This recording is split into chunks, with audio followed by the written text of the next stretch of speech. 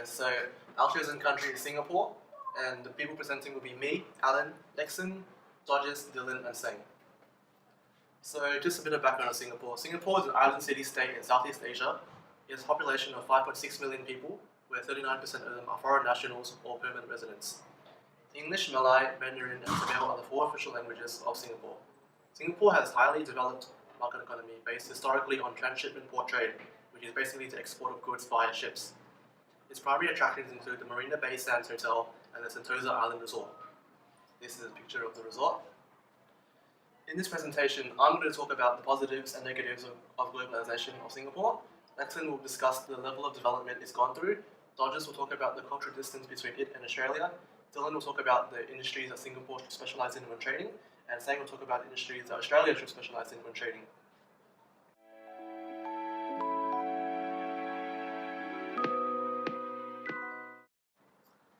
So what is globalization and how has it affected Singapore generally?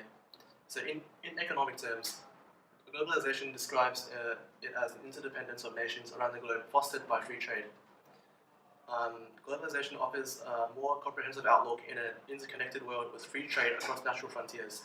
This, along with Singapore's goal to become an international economy, has given rise to the location of international companies' branches in Singapore.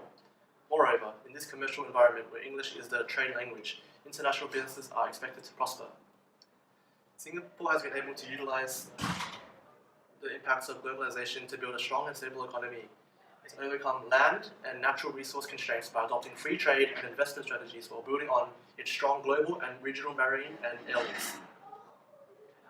So what's the positive of globalization in Singapore? Well, one is increased tourism. Singapore has found much success in attracting capital from around the globe and using it to turn a then fishing village into a metropolitan city-state with phenomenal infrastructure. Each year, tourists and entrepreneurs from different parts of the world fly to Singapore for both leisure and business reasons. The Singaporean government has been very active in its pro-tourism policies and have created infrastructure and supply of attractions, which makes the country a heart for leisure and business tourism. The government has a vivid history of supporting tourism in alignment with its development agenda. In 1960, the construction of 4 luxury hotels in the city centre was approved, which led to a formation of a tourist influx. Also, an investment program conducted in 1970 resulted in attractions such as Sentosa, as I mentioned before, a small offshore island of which was to become a leisure playground furnished with various facilities. In addition, the opening of Changi Airport and the emanation of Singapore Airlines as a premium aircraft carrier furthered the country's ambitions to be a transport hub and tourist destination. The government has calculated the integrated resorts resulted in 1.5 to nearly 2% of GDP as a result of tourism and employed 2% of the total labour force in 2011. So what are the downsides of globalization in Singapore? Well, despite the positives, there are still downsides, which is conspicuous in today's society. At the bottom of the social scale spectrum, unskilled workers now find it harder to survive in the new society. With low levels of competitiveness, they are left in the dust, while Singapore's overall economy thrives. In simpler terms, the rich become richer and the poor become poorer. Singapore's dependence on exports means that they will experience high cyclical unemployment if major trading partners such as China and Malaysia experience recessions. Furthermore, the increase in structural unemployment may also be a bigger concern as unskilled workers could find their jobs being outsourced. Even if their jobs cannot readily be shifted abroad, they face fierce competition from foreign workers willing to work for longer hours at lower wages. Consequently, there's a shortage of workers able to take on relatively high skilled jobs created by globalization. Singapore's middle class gradually disappears and it leaves two extremes in society, poverty and affluence. So is Singapore better off as a result? Well, despite the obvious drawbacks, globalization has been widely beneficial for Singapore. This is largely attributed to the way in which Singaporean government has managed to take advantage of opportunities offered by a more globalized world.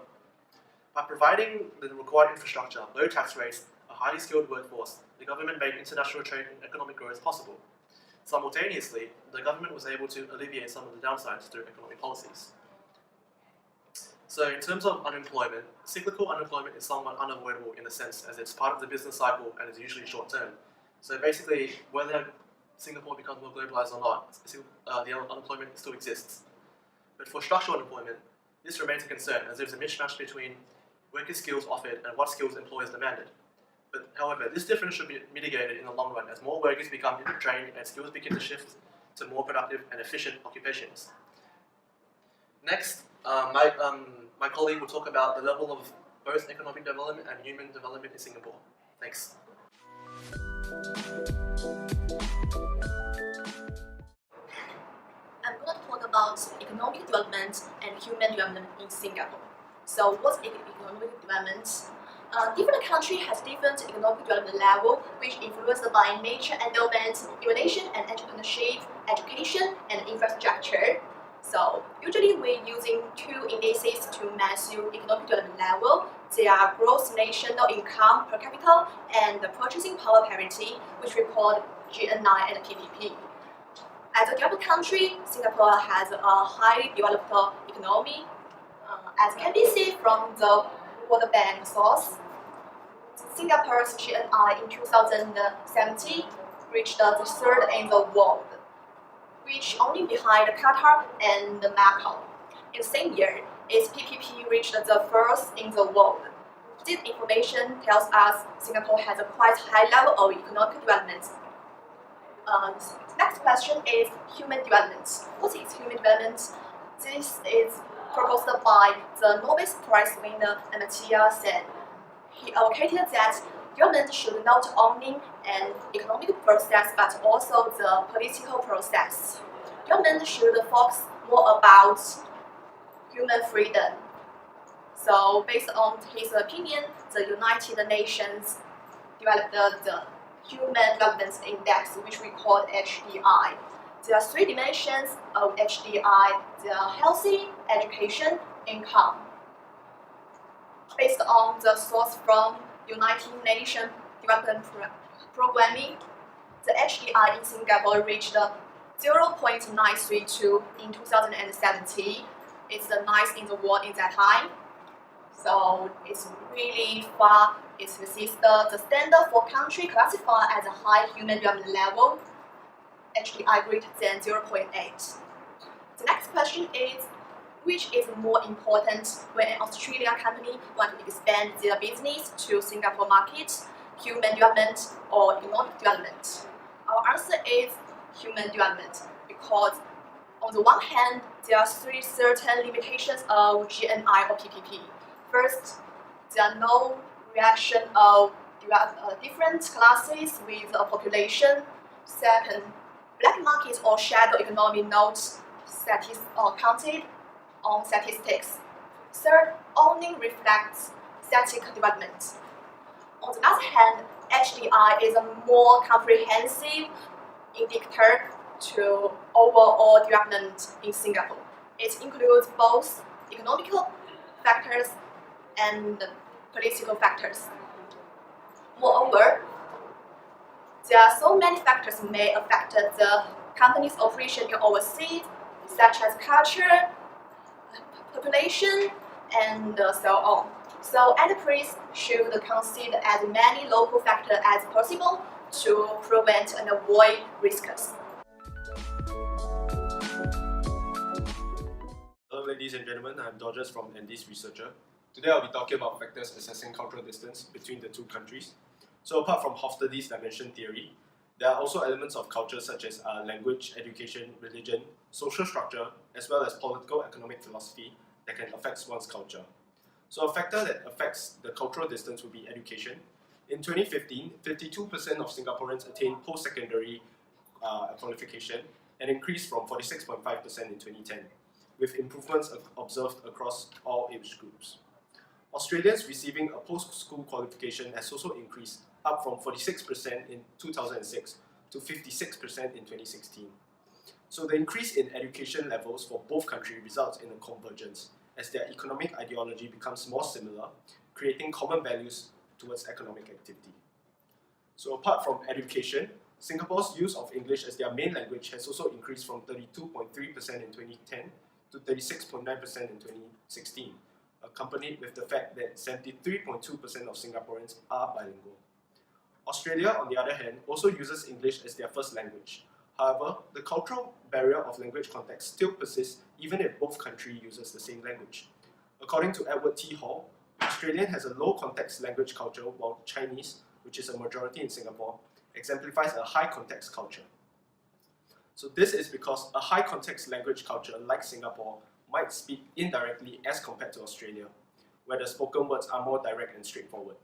This might arise in cultural conflict as Australian firms venturing into Singapore might not be able to pick up the cultural clues when communicating with their Singaporean counterparts, resulting in a misunderstanding between both parties. Hofstede's dimension can also be used to determine if the countries are becoming more similar or more disparate. According to Hofstede's insight, it can be seen that a majority of the dimensions are quite disparate, especially power distance, individualism, collectivism, as well as uncertainty avoidance. This is largely due to the culture in which both countries have adopted. So according to a Globe study sampling middle managers in 62 countries, 10 international cultures were identified, where Australia belongs to an Anglo cluster, while Singapore associates with a Confucian Asian cluster. Hofstede states that power distance focused on how a society deals with the fact that people are unequal in power and wealth. Singapore scores high on power distance due to the religious Confucian background, shaped by strict hierarchical structures accompanied with numerous rules and procedures. So this high power distance has also resulted in a tighter and less permeable boundary in the workplace to eliminate uncertainty and ambiguity. Australia, however, has a low power distance whereby communication between the different echelons are more direct and informal, and consulting or challenging your superiors for a better solution is encouraged.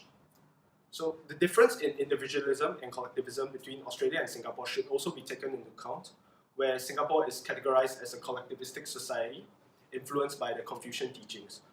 The citizens are more interdependent and loyal, with their focus towards family orientation and maintaining the harmony. Australia, however, is highly individualistic, with a score of 90, and shows citizens being independent and free from social ties. So to conclude, I would say that it's unlikely that Singapore's power distance will ever increase due to the deep Confucian roots embedded in our culture, as well as the government's enforcement of a centralized power. It is defined in the shared value as stated, nation before community and society before above self. However, Singapore might become more individualistic than collectivist in the future due to the increase in wealth of the individual, as well as the forces of globalization affecting the younger generation. This is further supported by a study whereby it showed that the individualistic and collectivistic scores, the collectivistic scores are much higher for Singapore than compared to in the 1970s when Hofstede's data was first gathered. This, accompanied with the increasing convergence of language, economic philosophy, and education, shows that Singapore and Australia are actually becoming more similar than ever, despite religion and language context still being an obstacle. Thank you. Hello ladies and gentlemen, I'm Dylan from MGF Researchers, and I'm here to talk about trade in Singapore as well as comparative advantage. First of all, let's talk about comparative advantage. This theory originally formulated by British political economist David Ricardo. He was one of the most influential people in classical economics as well as the author of the books Principles of Political Economy and Taxation. So how does comparative advantage work? According to the arguments of David Ricardo, countries should solely specialize in the production of goods they produce the most efficiently. They should purchase whatever they do not produce as efficiently. This means still buying goods that they can produce efficiently at the same time. Hence, in theory, Singapore, which hypothetically produces goods X and Y, should solely produce it without producing anything else. In practice, when it comes to trade relations between Singapore and Malaysia, if Singapore produces goods A and B, while Malaysia produces goods C and D well, they should trade to benefit from it. Now you may ask, how the manufacturing industry is like in Singapore. They have shown a greater emphasis on technology and pharmaceutical products. This can be mainly attributed to a lack of natural resources, which means it will rely solely on countries like Australia or countries in the region like Indonesia for agricultural needs, as they are able to produce on a larger scale when it comes to agriculture. The industries were determined through statistics from Singapore itself, as well as the industries were based on the amount of value they produce from the initial input. Hence, when there is value added, there is a greater profitability. From greater profitability, we can tell there's low cost of production, resulting in larger profit margins. Hence, being cheaper to produce would mean greater efficiency in production. Taking all of this into consideration, we believe that Singapore should solely focus on the following industries to maximize their comparative advantage. Firstly is computers, electronics, and optical products, which has shown a 34.1% value added from its initial input. Secondly, pharmaceuticals and biological products, which has shown a 17% value added. Thirdly, is transport equipment, which can be like planes, mostly planes in Singapore, which has shown a value added of 11.1%. Lastly is machinery and equipment, which has shown a 10.9% value added from the initial input. From these figures, we can see that there's almost a 70% accumulation of value added, which has resulted from these 4 industries specifically. Hence, with the arguments of David Ricardo, Singapore should solely focus in on just these 4 industries and rely on trade for the rest of its imports. So my question was, what should Australia specialize when looking to trade with other countries? Traditionally, Australia has shown their strength in natural resource trades such as oil, mineral fuels, ores, and metals.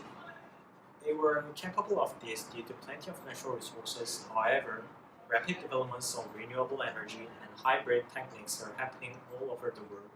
So there are some concerns that natural resources will lose their values in future. And most importantly, these resources will be depleted one day. So I would like to talk about the potential product that can be used in Australia's future trades with other countries. So which area should Australia specialize? We can get the hint from the past. Australia has been exporting quite a large amount of agricultural goods such as grain crops and livestock products. They were able to do this because they had comparative advantage over other countries.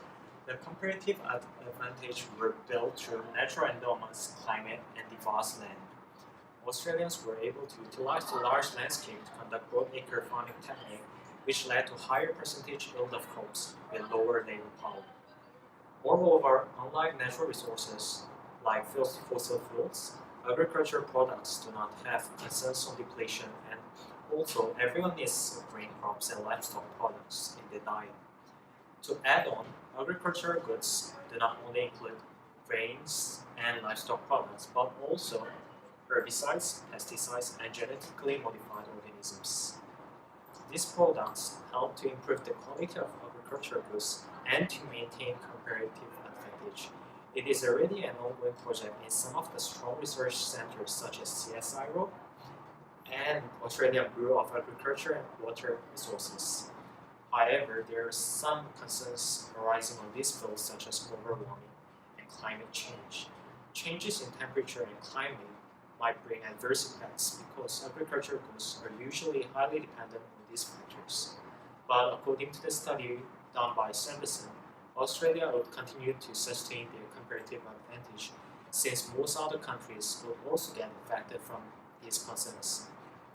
But surely, more studies need to be conducted to ensure the prediction is true. Right. And to sum up my question and sum up the answer, Australia should specialize in agricultural products as they carry a comparative advantage and has potential to improve in this field. So all of our Andes researcher group answered each of the questions using relevant concepts and measures. To sum up our answers, Singapore has been a winner from globalization as they were able to grab the opportunities afforded by more globalized world. And for the second part, Lexin analyzed the level of both economic and human development and came to an answer that human development is of greater significance for an Australian firm when considering to establish a presence in Singapore. And for our cultural distance, Dodges assessed the culture and languages and came to conclude that cultures in Australia and Singapore are becoming more and more similar. And lastly, Singapore should specialize mainly on technology and pharmaceuticals because they have their comparative advantage based on high education levels and highly skilled laborers. And for the industry that Australia should specialize when looking to trade with other countries came out to be agricultural products, as Australia have and will have comparative advantage over other countries.